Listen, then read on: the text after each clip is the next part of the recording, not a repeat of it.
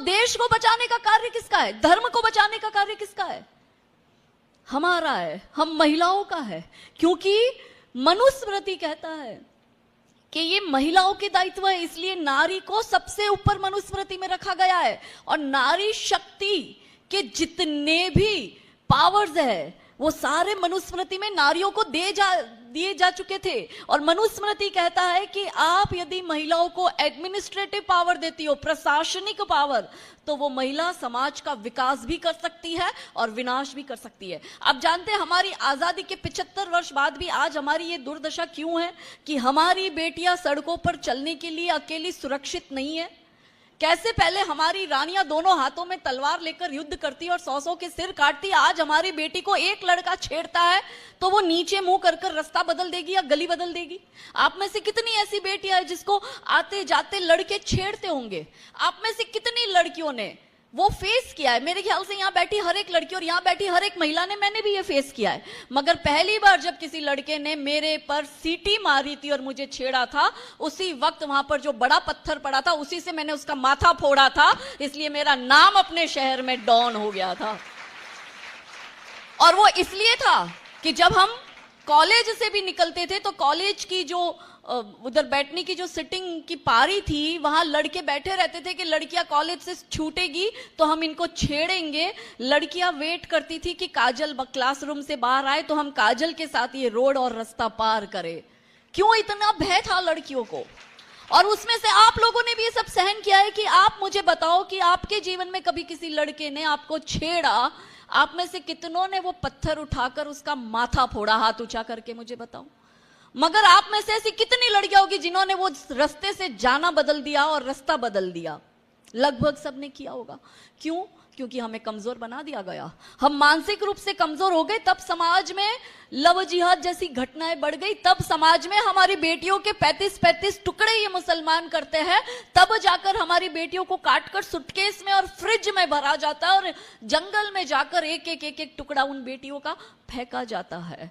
तो अब मैं सभी के एक एक उदाहरण दूंगी और आपको बताऊंगी कैसे होता है। देखिए, 25 वर्ष तक की युवा लड़की का दिमाग खराब करने का ठेका बॉलीवुड वालों को दे दिया है। फंड बाहर से आ रहा है, पैसा बाहर बहुत आ रहा है, क्योंकि भारत को कब्जा करना है। देखो, इस्लामिक आक्रमणकारी है, ईसाई आक्रमणकारी है, लेकिन हम लोग कभी विलुप्त नहीं हुए। हम आज भी संघर्ष कर रहे हैं, हमारी संस्कृति आज भी बची हुई है, आज भी हमने हमारी धरोहर को प्रिजर्व करके रखा है। वो इसलिए क्योंकि भारत भूमि पर अहिल्या माता, जीजा माता, जयवंता माता, पद्मिनी माता, रानी चिन्नमा, अब्बका, दुर्गावती, कमलावती, कर्णावती, ऐसी अनेकों अनेक रानियों ने जन्म लिया जिसने ये धरोहर संभाली।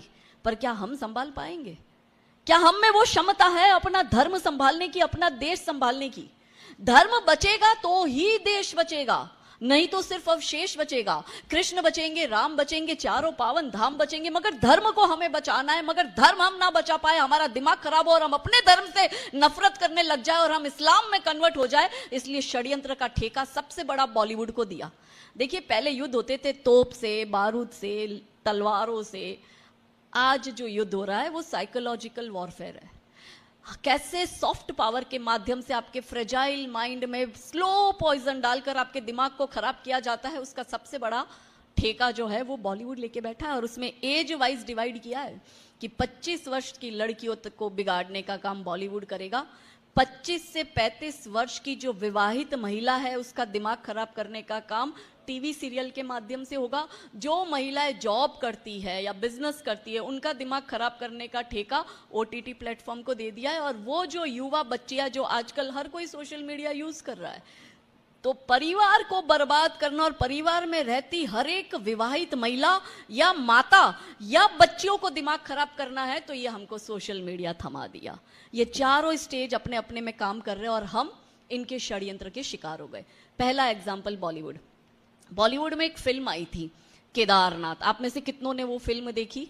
लगभग सबने देखी, क्योंकि सुपर हिट थी फिल्म, गाने भी बहुत सुपर हिट थे। उसमें आपकी फेवरेट हीरोइन सारा अली खान थी और वो सुशांत सिंह राजपूत, जो अब नहीं है हमारे बीच में, वो उसमें हीरो था।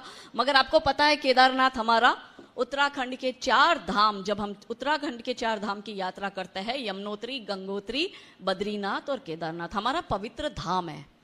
अब केदारनाथ पर ये रियल आपदा जो आई थी उस पर फिल्म बनाते, जो नेचुरल डिजास्टर आज से 10 साल पूर्व केदारनाथ में आया था कि पूरा केदारनाथ बह गया था।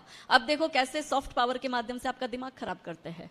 उन्होंने फिल्म बनाई केदारनाथ, और केदारनाथ की स्टोरी किस तरह से दिखाई, जबरदस्ती एक लव एंगल घुसाया उसमें, और क्या दिखाया कि पंडित की बेटी केदारनाथ यात्रा करने जा रही है, वो खच्चर टट्टू चलाने वाले को हायर करती है। खच्चर टट्टू चलाने वाला मुसलमान होता है, वो उसके घोड़े पे बैठती है। यात्रा करते वक्त ही दोनों में नैन मटक्का होता है, इलू इलू होता है, और वो पंडित की बेटी को प्यार उस खच्चर टट्टू चलाने वाले 2 कौड़ी के मुसलमान से हो जाता है। जब पंडित के परिवार को पता चलता है कि अरे ये तो पंडिताइन है, ये तो मुसलमान के प्यार में पागल हो चुकी, तो परिवार ऑब्वियसली विरोध करेगा। जब परिवार ने विरोध किया तो लड़का लड़की दोनों भागे तो परिवार वाला वापस जो है अपनी बेटी को लेकर आया, लड़के को 2-4 लाफे जूते मारे। इतने में फिल्म का क्या स्टोरी आया, क्लाइमेक्स आया कि अरे केदारनाथ की भूमि पर इतना बड़ा दुष्कर्म हो रहा है, एक पंडित की बेटी को प्यार करने से रोका जा रहा है। प्रेम का कोई धर्म नहीं होता है, और प्रेम के बीच में धर्म आना नहीं चाहिए, ऐसे डायलॉग डाले जाते हैं। और लिटरली दिखाया जाता है कि केदारनाथ की जो आपदा आई थी उसमें ट्रू इवेंट्स करके फिल्म में डाला गया है। उसमें दिखाते हैं कि क्योंकि इनके प्यार से समाज रुष्ट हो गया था, इसलिए महादेव ने तीसरी आंख खोली और प्रलय आ गया और पूरा केदारनाथ बह गया। क्या ये पॉसिबल है? रियल आपदा आई थी, मगर आप जैसे युवा बच्चियों के दिमाग खराब करने थे। मैं यहां पर एक लिटरेचर फेस्टिवल हुआ था राजस्थान के शेखावटी में, तो सिकर में था वो, तो उस लिट फेस्टिवल में मुझे बुलाया था क्योंकि वहां पर बॉलीवुड के फिल्म स्टार भी आए थे, स्क्रिप्ट राइटर भी आए थे, वहां पे एक्टर भी आए थे, डायरेक्टर भी आए थे, स्टोरी टेलर भी आए थे। और उनके साथ मेरा एक सेशन रखा गया कि आप हमेशा बॉलीवुड के पीछे क्यों पड़ी रहती हो काजल दीदी, आज तो बॉलीवुड वालों को आपके सामने बिठाते हैं, आप तर्क वितर्क करो। हमारी डिबेट हुई। वो जितने भी मेरे सामने बैठे थे वो सब एक साइड थे और मैं एक साइड में थी, क्योंकि डायरेक्टर भी था, प्रोड्यूसर भी था, स्क्रिप्ट राइटर भी था, हीरो भी था, हीरोइन भी था, वो पूरी टीम थी। एक साइड में मैं थी। मैंने उनको बोला, तुम ऐसी घटिया पिक्चर बनाते हो, हमारे पवित्र धाम पर तुम ऐसी घटिया पिक्चर बनाते हो, हमारी छोरियां और हमारी महिलाएं वहां महादेव के दर्शन करने जाती है, या वो 2 टके के खच्चर टट्टू चलाने वाले से नैन मटक्का करने जाती है, कि तुम ये दिखाते हो कि दर्शन करने गई लड़की मुल्ले के साथ भाग जाती है? क्या तुम इस तरह से हिंदू महिलाओं का चरित्र हनन करोगे? क्या तुम इस तरह से हमारी बहन बेटियों को दिखाओगे?